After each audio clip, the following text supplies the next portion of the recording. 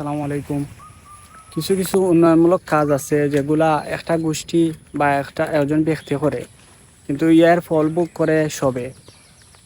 আমরার গ্রামও আজকে আমরা গোষ্ঠীর পক্ষ থাকি আমরা বেশ কিছু রাস্তার মাঝে সোলার প্যানেল লাগানো হয়েছে, লাইটিংয়ের ব্যবস্থা করা হয়েছে।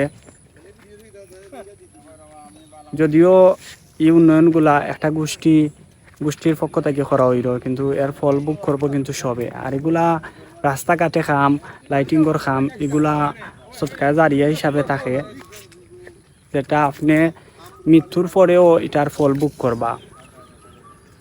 এর লাগি আমরা সবরও উদ্দেশ্য হওয়া উচিত বালা খামো আমরা একে অন্যর সহযোগিতা করতাম এবং প্রতিযোগিতাও করতাম। আমরা গোষ্ঠীর প্রবাসীগুলোর পক্ষ থাকি বেশ কিছু উন্নয়নমূলক কাজ করা হয়েছে। এর মধ্যে অন্যতম সোলার প্যানেল লাগানি, লাইটিংয়ের ব্যবস্থা করা। 2 নম্বর, মসজিদের রাস্তাত মাটি কাটানি, গুরুস্থানের রাস্তা করা হয়েছে নতুন করে। যেখানে আগে 2জন মানুষও যাওয়া যাইতো না একলগে, আইটা একবারে ছোটো একটা রাস্তা আছিল। বিকল্প একটা রাস্তা খাল বড়াইয়া মাটি ভরা ঠইরা নতুন রাস্তা করা হয়েছে, যা একমাত্র প্রবাসীসকলের অর্থায়নে করা হয়েছে।